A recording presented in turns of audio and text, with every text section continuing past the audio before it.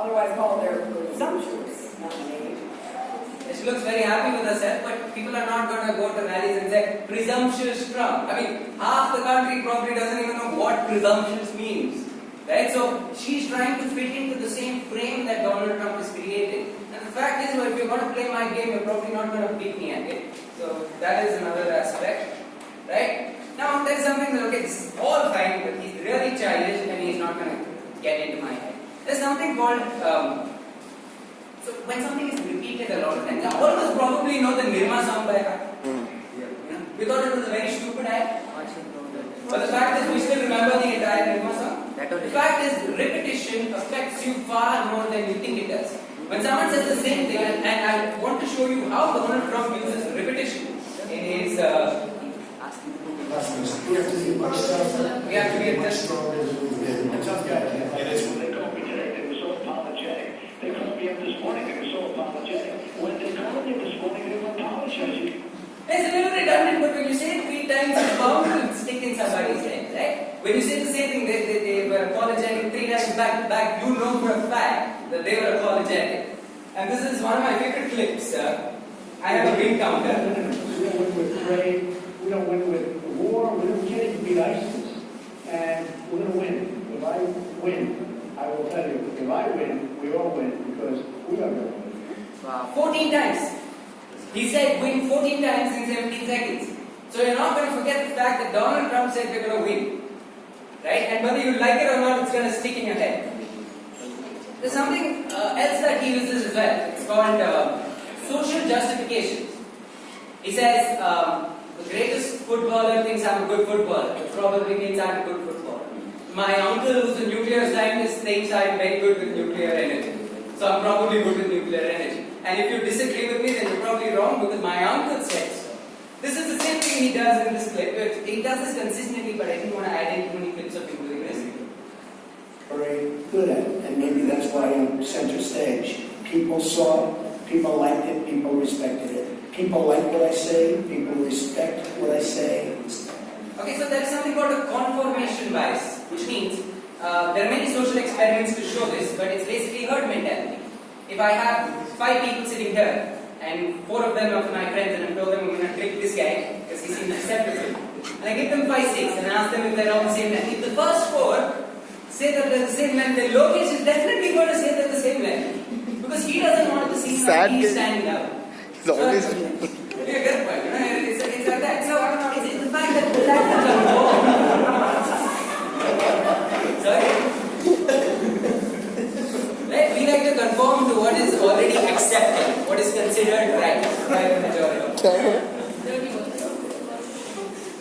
Okay, so there is something called the flesh-peaked readability test, and I'm going to be done soon, so like 5 minutes.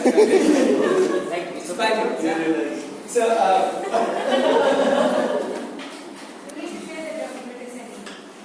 yeah, I know, it's very good. Very good. So this is called readability test. What they do is they run various speeches of various people through a test which determines which grade people would be able to understand and comprehend the speech clearly. Now you have Donald Trump, which means any 4th grade kid, that's all the way at the bottom, any 4th grade child can understand what he's saying. And you have Bernie Sanders, who's at the sophomore level, which means someone in the 12th grade can understand what he's saying. So essentially he's reaching out to a much wider audience. Now, people prefer people who talk in simple words and simple sentences. When somebody talks like this, nobody likes it. 15% tax on your gross domestic product. You're talking about 2.7 trillion. We have a budget closer to 3.5 trillion. But if you also apply that same 15%. Right? So, I mean, was it the right answer? Maybe. Did he get an applause? No. Hell no. Because people are like, okay, he's trying to sound like he's really cool. We don't like him. I don't exactly know why I don't like him. But the fact that he speaks like that makes me not like him. Now, there's nothing you can say rationally to make me like him. He's the guy who talks funny. Donald Trump said we're going to win. Okay? Win and win. I'm wrong to discriminate against people based on their religion.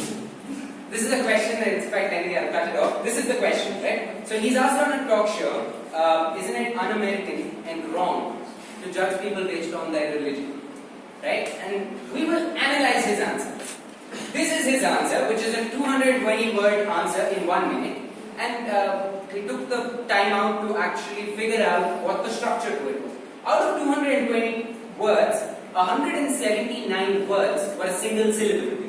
Like, but, the, I, me, look, I, but, look, me, whatever. Right? So there is single syllable. 39 words are 2 syllable long. And similarly, you have 4 words which are 3 syllables and 2 words which are 4 syllables, out of which one is California. I mean, he's not Rahul Gandhi, he's not going to go to Bihar and come to Gujarat. So he has to get the name right. And the other one being temporary. But let's look at more importantly how he ends his sentences. He ends his sentences with very powerful words, because you're not going to be listening to the whole sentence. You will only remember what the sentence ends with, and if it's going to be a very powerful word like dead, harm, dead, problem, bedlam, problem, point, problem, right? These are the words that are going to stick in your head. You're like, he said there's a problem. He said it many, many times, the problem is a problem. It's about how you're understanding the listener's psyche and catering to it, and doing it in a very technical manner. And all the time, it will change. We will win, and we will win, and we will win. Right? Simple and to the point. And the fact is, we've had amazing orators throughout the history, right? We've had everyone from Hitler, we've had Mahatma Gandhi, we've had, a lot of people. None of them were sophisticated speakers. It's about knowing how to cater to the audience that you're currently dealt, right? And how to essentially ensure that whatever you're trying to put across, or whatever is your intended reaction from them, you're able to get. So, essentially, that was the gist of my presentation. Thank you very much for listening patiently.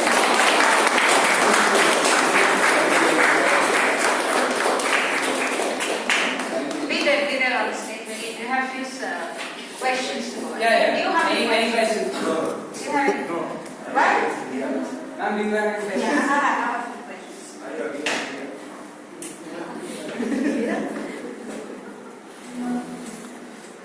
So this was all about Donald speech patterns and strategies. Sorry? It is about Donald Trump's speech strategies. Isn't Yeah, it? with the case study about Now, there are two opinions. How do Americans or the entire other population, the rest of the population, view him as a communicator, number one? And how do you assess him? So, Okay. after this, I have another question. How do I personally assess Yes. on his progress of being a communicator or being as an individual? Communicator. On him being a communicator. So, don't you associate communicator with the person? That's also a question. Do you separate them? Right. So